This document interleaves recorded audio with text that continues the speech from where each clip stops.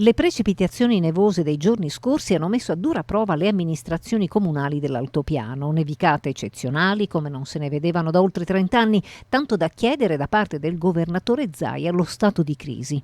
L'abbiamo fronteggiato con i nostri mezzi, con le nostre disponibilità, anche di carattere economico, perché non possiamo pretendere che le amministrazioni dispongano di tanti soldi per poter pulire immediatamente tutto il territorio comunale. Abbiamo oltre 100 km di rete viaria comunale in gestione e la complessità di gestire ampi accumuli di neve quali quelli che si sono verificati nei giorni scorsi ha messo a dura prova l'apparato organizzativo del comune. Vive ancora le raccomandazioni, prima fra tutti quella di avere pazienza.